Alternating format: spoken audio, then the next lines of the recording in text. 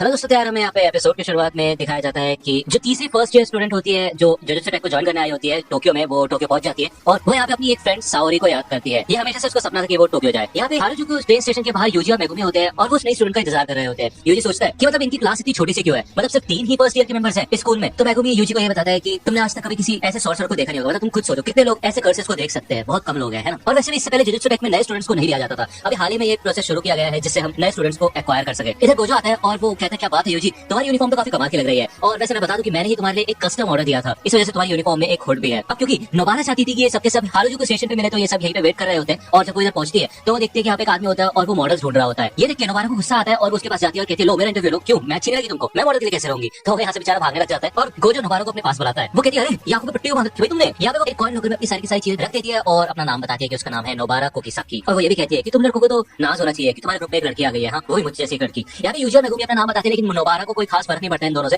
और गोजो ये कहते हैं कि चलो चलते हैं और एक टूर करके आते हैं क्योंकि हम पहली बार मिले हैं। यहाँ पे नोबारा और यूजी दोनों के दोनों काफी ज्यादा एक्साइटेड हो जाते हैं और ये सोचते पता नहीं कहाँ पे जाएंगे, लेकिन गोजो यही कहता है ठीक है फिर मैं तुम्हें लेके जाऊंगा, मेरे ऊपर छोड़ दो, रुकोंगी चलते हैं। और जब ये लोग यहाँ पे आते हैं तो इधर एक पुरानी बिल्डिंग होती है जिसके पास ही यहाँ पे एक कब्रिस्तान भी होता है और इन्हें बताया जाता है कि इस बिल्डिंग के ऊपर कुछ कर्सेस ने कब्जा कर लिया है। मेगुमी यही बताता है कि कैसे मतलब आसपास कब्रिस्तान होने की वजह से इस बिल्डिंग के ऊपर बुरा असर पड़ा है और आसानी से कर्सेस ऐसी जगहों पे कब्जा कर लेते हैं। नोबारा कहती है रुको रुको रुको, मतलब एक जुजुत्सु स्टूडेंट को तो इन सब चीजों के बारे में पहले से पता होना चाहिए ना, तुम फिर से क्यों बता रहे हो। तो ये लोग नोबारा को बताते हैं कि यूजी ने किसी तरह सुकुना की फिंगर निकल ली थी और इसी वजह से उसको ये ताकत मिली है और उसे ज्यादा चीजें पता भी नहीं है अभी। तो भाई ये सुन के नोबारा को घेर आती है और वो कहती क्या तुमने उस चीज को निकल दिया, एक कर्स ऑब्जेक्ट को। गोजो बताता है कि ये एक फील्ड टेस्ट है नोबारा और यूजी के लिए। यूजी कहता है कि किसी भी कर्स को मारने के लिए एक कर्स की जरूरत पड़ती है कि नहीं। तो गोजो कहता है चिंता मत करो, अब तुमने एक सुकुना की फिंगर निकल ली है तो तुम भी आधे कर्स तो बन ही चुके हो, बाकी मैं तुम्हें एक हथियार दे देता हूँ। यहाँ पे वो उसे एक नाइफ देता है जो कि स्लॉटर डीमन के नाम से जाना जाता है और इसके अंदर कर्स एनर्जी होती है। गोजो यूजी से भी कहता है कि तुम कोशिश करना कि सुकुना की पावर का इस्तेमाल ना करो, क्योंकि अगर तुम ऐसा करोगे तो तुम आसानी से कर्सेस को हरा तो दोगे लेकिन उसके चलते तुम नोबारा को भी नुकसान पहुंचा सकते हो। तो यहाँ पे इन दोनों को यही टास्क दिया जाता है कि इस बिल्डिंग के अंदर जितने भी कर्स हैं उनको खत्म करना है और यूजी और नोबारा दोनों साथ अंदर जाते हैं। मेगुमी को भी अंदर जाना होता है लेकिन गोजो उसे रोक देता है और यही कहता है कि ये टेस्ट नोबारा के लिए है, हमें उसे टेस्ट करना है। यहाँ पे ये दोनों के दोनों ढूंढना शुरू कर देते हैं लेकिन नोबारा यूजी से ये कहती है कि तुम नीचे जाकर शुरू करो और मैं ऊपर से शुरुआत करती हूँ, इससे हमारा समय बचेगा। यूजी इसके लिए मना करता है लेकिन नोबारा उसकी बात नहीं सुनती और अपनी चलाती है और उसे लात मार के पीछे ढकेल देती है और ऊपर चली जाती है। यहाँ पे यूजी तो कंफ्यूज हो जाता है इसके एटीट्यूड से और तभी ऊपर से भाई कर्स फ्लड आ जाता है और यहाँ पे भाई यूजी के रिफ्लेक्सेस इतने कमाल के होते हैं कि वो जल्दी से अपने कर्स का इस्तेमाल करके उस कर्स की ऐसी तैसी कर देता है। गोजो कहता है कि सच में यार यूजी थोड़ा सा पागल तो है, क्योंकि जब वो पहले एक नॉर्मल स्टूडेंट था तब भी वो मॉन्स्टर से लड़ने में बिल्कुल भी हिचकिचाया नहीं, जबकि उसके पास कोई पावर भी नहीं थी। एक कमाल का जादूगर बनने के लिए थोड़ा पागलपन भी जरूरी होता है जिस वजह से बुरे कर्सेस से लड़ा जा सके। और इस फील्ड टेस्ट से हम ये पता लगाएंगे कि नोबारा कितनी पागल है। जब यहाँ पे नोबारा आती है तो वो देखती है कुछ मैनिक्विन रखे होते हैं और वो पता लगा लेते हैं कि इनमें से एक मैनिक्विन पे कर्स ने कब्जा कर रखा है। वो यहाँ पे अपने हैमर और नेल्स का इस्तेमाल करती है और वो सारी की सारी नेल्स भाई उस मैनिक्विन के मुंह में जाकर पड़ती है जिससे वो कर्स भाई अपने असली रूप में आने लग जाता है। गोजो ये बताता है कि भले नोबारा के पास एक्सपीरियंस है लेकिन वो गांव से बिलोंग करती है और वहाँ के कर्सेस काफी कमजोर है अगर हम कंपेयर करें शहरों के कर्सेस से, क्योंकि जैसे जैसे पॉपुलेशन बढ़ती है वैसे वैसे किसी भी कर्स की ताकत भी बढ़ने लग जाती है, क्योंकि जितने ज्यादा लोग उस कर्स से डरते हैं उतने ही ज्यादा वो कर्स ताकतवर होते हैं। तो यहाँ पे भाई वो कर्स मैनिक्विन फिर से उठने लग जाती है जिसे देख के भाई नोबारा शॉक हो जाती है, लेकिन नोबारा के वो नेल्स जो होती है वो पूरी तरह से नोबारा के कंट्रोल में होती है और वो नेल्स उस मैनिक्विन के सर में घुसने लग जाती है और थोड़ी देर बाद एक्सप्लोड हो जाती है जिससे कि वो कर्स एनर्जी उस मैनिक्विन से निकल जाती है। और तभी नोबारा देखती है कि वहाँ पे पीछे एक छोटा बच्चा छुपा हुआ है। पहले तो वो बच्चा बाहर निकलने के लिए मना करता है और नोबारा तभी देखती है कि पीछे से भाई एक कर्स आ जाता है और वो उस लड़के को पकड़ लेता है। नोबारा से देख के भाई शॉक हो जाती है और वो यही सोचती है कि मतलब ऐसा कैसे हो सकता है, इसमें तो सोचने समझने की शक्ति है, भले ये इतना ज्यादा ताकतवर नहीं है लेकिन इसको ये बात पता है कि ये ताकतवर नहीं है इसलिए इसने इस बच्चे को पकड़ लिया है। यहाँ पे नोबारा यही सोचती है कि अगर वो जिंदा बचेगी तभी वो उसको एक्सरसाइज कर पाएगी, फिर चाहे वो बच्चा मर ही जाए, लेकिन वो फिर भी यहाँ पे सरेंडर कर देती है उस बच्चे को बचाने के लिए। और फिर भी वो कर्स उस बच्चे को छोड़ता नहीं है और वो उस बच्चे को मारने ही वाला होता है, भले नोबारा ने सरेंडर कर दिया होता है। तो यहाँ पे भाई इस समय नोबारा अपनी फ्रेंड साओरी को याद करती है लेकिन तभी पीछे से भाई दीवार तोड़ के यूजी आ जाता है और वो उस कर्स का हाथ काट देता है और उस बच्चे को भी बचा लेता है। यहाँ पे वो कर्स इधर से भागने की कोशिश करता है लेकिन वो इससे पहले कि दूर जाए नोबारा एक स्ट्रॉ डॉल उसके कटे हुए हाथ पे डालती है और अपनी रेजोनेंस एबिलिटी का इस्तेमाल करके वो उस कर्स को एक्सरसाइज कर देती है अपने स्ट्रॉ डॉल में एक नेल मारकर। यहाँ पे पहले का सीन बताया जाता है कि नोबारा की एक फ्रेंड हुआ करती थी साओरी, जो कि उसके गांव में आई थी टोक्यो से रहने के लिए, लेकिन वहाँ के लोग साओरी को बिल्कुल भी पसंद नहीं करते थे और उसके साथ काफी ज्यादा भेदभाव किया करते थे और अंत में साओरी को वो गांव छोड़ के जाना पड़ा। नोबारा को ये चीज बिल्कुल भी पसंद नहीं आई थी, इसी वजह से उसने ये फैसला किया कि वो जुजुत्सु टेक को ज्वाइन करेगी, क्योंकि वो हमेशा से टोक्यो आना चाहती थी। तो यूजी ये कहते हैं मतलब क्या तुमने थोड़े पैसे बचाने के लिए जुजुत्सु टेक को ज्वाइन किया क्योंकि तुम टोक्यो आने के पैसे खर्च नहीं करना चाहती थी। नोबारा यही कहती है कि अगर मैं और ज्यादा समय उस गांव में रहती तो मैं पक्का मर ही जाती, लेकिन अच्छा हुआ मैं यहाँ पे आ गई और शायद मैं फिर से साओरी से भी मिल पाऊं। लेकिन वो सब छोड़ो, तुम ये बताओ मतलब तुमने वो दीवार में इतना बड़ा छेद कैसे कटी, इतनी ताकत कहाँ से आई तुम्हारे अंदर। तो यूजी कहते हैं तो नॉर्मल है ना, ये तो कोई भी कर सकता है। तो नोबारा कहती क्या बोल रहे हो तुम, नॉर्मल जाने दो, लेकिन फिर भी मैं तुम्हें शुक्रिया अदा करना चाहती हूँ। इस मिशन के बाद भाई वो बच्चा अपने घर चला जाता है और गोजो इन सबको कहता है कि चलो फिर ठीक है,